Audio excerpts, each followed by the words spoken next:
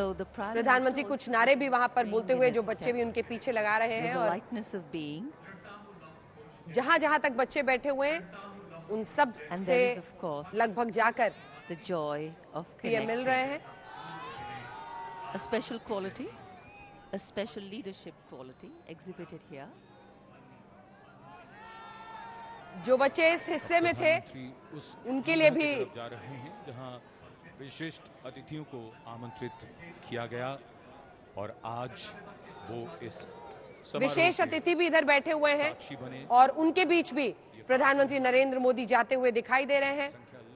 आज परिवारजन कहकर बार बार प्रधानमंत्री नरेंद्र मोदी लोगों को संबोधित कर रहे थे, और ये अगर आप देखें तो 2014 में उन्होंने कहा था मेरे प्यारे देशवासियों, लेकिन आज परिवारजनों पर ज्यादा जोर था, क्योंकि बीते 10 वर्षों में प्रधानमंत्री देश को एक परिवार बोलते आए हैं। 140 करोड़ जनता का जिक्र करते हुए उन्होंने आज भी कहा, और दावा अगले बरस के लिए उन्होंने एक तरह से कर दिया है। कहा है कि अगले साल भी आपके सामने आकर, अब जो अन्य अतिथि वहां पर आज आमंत्रित किए गए थे उसमें हर उम्र के लोगों से मिलते हुए प्रधानमंत्री नरेंद्र मोदी आगे बढ़ रहे हैं। सबके लिए यादगार है लम्हा होता है, और खास तौर पर तब जब ये 10वां और दूसरे कार्यकाल का मोदी 2 का एक तरह से आखिरी साल है, चुनावों के पहले, लोकसभा चुनाव के पहले प्रधानमंत्री सबसे मिलते हुए, और सबके लिए ये यादगार लम्हा जब पीएम उनके इतने करीब आए। हमारे साथ खास मेहमान यहाँ पर जुड़े हुए हैं। शहजाद पूनावाला जी, राष्ट्रीय प्रवक्ता बीजेपी के, हमारे साथ जुड़े हुए हैं।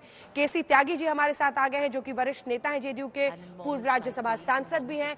आलोक शर्मा जी हमारे साथ प्रवक्ता कांग्रेस पार्टी के जुड़ गए हैं। विनोद अग्निहोत्री जी वरिष्ठ पत्रकार के तौर पर हमारे साथ जुड़ गए हैं।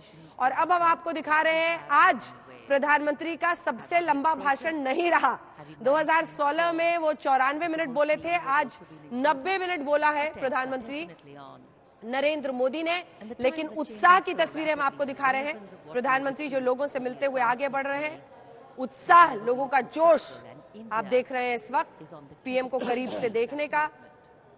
ये तमाम वो अतिथि होते हैं जो आज 77वें लोकतंत्र के स्वतंत्रता दिवस पर शामिल हो रहे हैं। अपने कैमरों में उन्हें कैद और कर लेना चाहते हैं। देखिए मोबाइल भी है इनके हाथ में, उनके लिए एक ऐसी पूंजी है, तो फोटो भी ली जा रही है, हाथ भी मिलाया जा रहा है, और स्वयं चाहते हैं कि वो खुशी का एहसास दोनों ही तरफ लोग हैं। और जिधर जिधर पीएम जा रहे हैं वहां पर लोग आगे बढ़ते हुए उनसे एक बार हाथ मिलाने या फिर उनसे शामिल होने।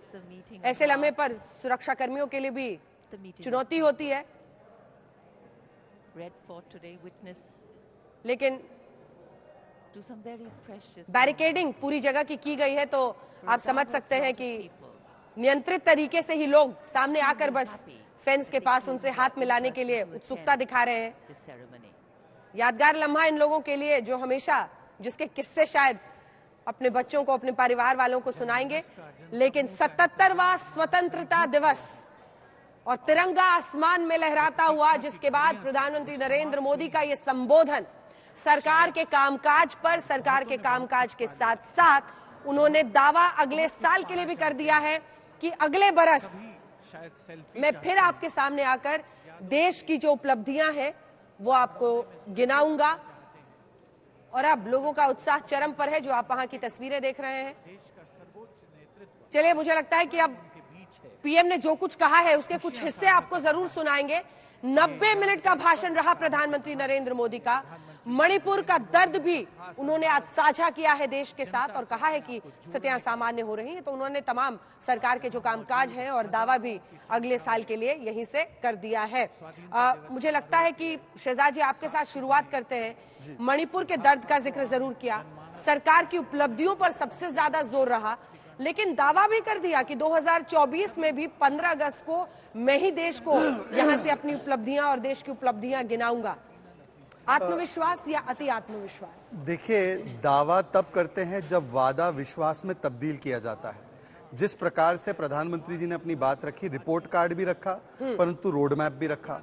कैसे हमने स्कैम इंडिया को स्टार्टअप इंडिया, डायनेस्टी इंडिया को डिजिटल इंडिया किया है, कैसे संकल्प से सिद्धि की ओर बढ़े हैं, उसका पूरा खाका दिखाने का काम भी प्रधानमंत्री जी ने किया। और परिवार जन पर क्योंकि आपने बात छेड़ी, मैं आपको बताना चाहता हूँ। देखिए, कुछ ऐसे लोग हैं जो परिवार को ही देश मानते हैं, इंदिरा इज इंडिया मानते हैं, परंतु प्रधानमंत्री उस मानसिकता के हैं कि वो देश को परिवार मानते हैं, और इसीलिए कुछ लोगों के लिए जनता राक्षस भी होती है, हमारे लिए परिवार जन होते हैं।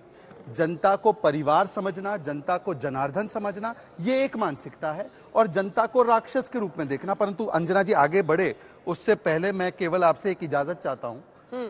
देखिए, ऐसा हो सकता है कि कुछ लोग आज के समारोह में भी ना गए हो, और कुछ लोगों ने तिरंगा है, हर घर तिरंगा का अभियान भी प्रधानमंत्री ने शुरू किया है, अपने घर पे डीपी पे लगाया भी ना हो, परंतु मैं अपनी ओर से अपने भाई आलोक जी को एक तिरंगा भेंट करता हूं। उम्मीद है वो इसको लेने से नकारेंगे नहीं। मैं एक तिरंगा केसी त्यागी जी को देता हूं, वो भी नहीं नकारेंगे, और एक तिरंगा आपको आज तक वालों को भी देता हूं। आप भी लगाइए इसको इस तरीके से, और आपके लिए आज तक के लिए एक ही है। और इस तरीके से चलिए, कम से कम अगर किसी ने डीपी पे ना लगाया हो, किसी ने मोदी जी से विरोध करते करते अपने घर के बाहर ना लगाया हो, कम से कम यहाँ पर उन्होंने स्वीकारा है, मेरे लिए बहुत बड़ी बात है। हाँ, वो कार्यक्रम में भी नहीं गए हो तब भी कोई बात नहीं, ये तिरंगा हम सबका है। क्या वाकई बहिष्कार किया है? मल्लिकार्जुन जी को तो आमंत्रण भी गया होगा, कांग्रेस अध्यक्ष वहां पर दिखे नहीं आलोक जी, और जो पीएम ने आज वहां से कहा है उस पर आपकी भी टिप्पणी चाहेंगे, क्योंकि मणिपुर को लेकर विपक्ष लगातार घेर रहा था। पीएम ने आज मणिपुर पर भी दर्द साझा किया और कहा कि हमें महिलाओं के लिए, बच्चों के सम्मान के लिए वहां बहुत कुछ करना है, और अब सामान्य स्थितियां बन रही हैं। आलोक जी, सबसे पहले तो देश को स्वतंत्रता दिवस की सभी को बहुत बहुत बधाई। और मोदी जी का आखिरी भाषण आज सब देशवासियों ने सुना। अब उस पर जो आज 10वां भाषण उनका रहा, जो आखिरी भाषण में समझता हूं देश की जनता उसको बना देगी आने वाले चुनाव में। और जिस तरह से अहंकार पूर्वक मोदी जी ने संबोधन किया है, और आज भी देश को संबोधित करते हुए मैं ही मैं रहा है, देश की जनता अब सब समझ चुकी है। और मैं दोनों हाथ जोड़कर देश के प्रधानमंत्री का नमन करते हुए धन्यवाद करूंगा कि उन्होंने मणिपुर के ऊपर 4 वाक्य बोल दिए। ये बड़ा भारी एहसान किया उन्होंने देश की जनता के ऊपर कि उन्होंने मणिपुर के ऊपर बोल दिया। दुर्भाग्य है कि देश के प्रधानमंत्री जब भ्रष्टाचार पर बात करते हैं तो ऐसा लगता है कि ओसामा बिन लादेन अहिंसा पर प्रवचन दे रहे हैं।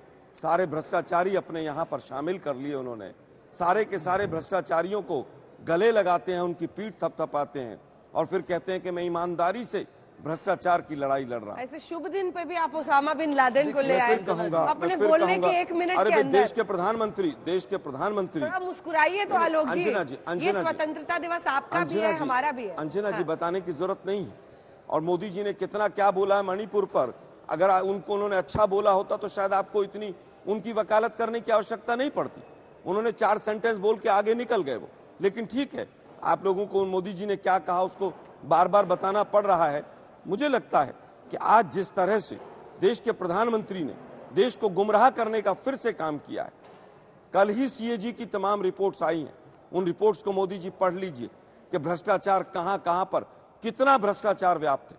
एनएचएआई में क्या हुआ है, साग भारत माला में क्या हुआ है, किस तरह से सीएजी की रिपोर्ट में आयुष्मान भारत में कच्चा चिट्ठा खुला है, अयोध्या विकास परियोजना में क्या हुआ है, और वृद्धावस्था पेंशन योजना को भी ये एडवर्टीजमेंट के रास्ते से खा के चले गए। उसके बाद देश के प्रधानमंत्री ये कहें कि हम भ्रष्टाचार की लड़ाई लड़ रहे हैं, दुर्भाग्यपूर्ण है। आज बार बार कहा गया 2 करोड़ लखपति दीदी बनाएंगे। अरे भाई, हम तो केवल ये पूछना चाहते हैं वो 2 करोड़ रोजगार थे, उनका क्या हुआ? महंगाई का मां नहीं बोला आपने। कल ही महंगाई की इन्फ्लेशन की रिपोर्ट आई है, 7.44% कंज्यूमर प्राइस इंडेक्स हो गया, जो पिछले 3 साल में हाईएस्ट है। लेकिन उसके बावजूद मैं अगली बार फिर आ जाऊंगा, मुझे लोग वोट दे देंगे क्योंकि मैं बहुत झूठ बोलता हूं। अरे भाई, दुर्भाग्य है देश का कि आप जैसे प्रधानमंत्री जो अभी दरभंगा में एम्स खोला था 4 दिन पहले, आज फिर तमाम ऐसे लंबी लंबी छोड़कर चले गए। 2047 में ये हो जाएगा। मैं पूछना चाहता हूं 46 में क्यों नहीं होगा? 2047 में विकसित देश होगा, 46 में क्यों नहीं होगा? मतलब जबरदस्ती देश को गुमराह करने का काम। 2022 में सबको घर मिल जाएगा। क्या हुआ? इस खबर की पुष्टि हो गई है। मुझे नहीं पता आलोक जी कि आप ऐसे शब्दों का जानबूझकर इस्तेमाल करते हैं, लंबी लंबी छोड़ के चले गए। प्रधानमंत्री देश का होता है, और जब स्वतंत्रता दिवस मना रहा होता है तो मुझे लगता है कि शब्दों की मर्यादा आपको रखनी चाहिए। देश के प्रधानमंत्री को दूसरी पार्टियों से बीते दिन एक मिनट अंजना, नहीं, अब रुक जाइए।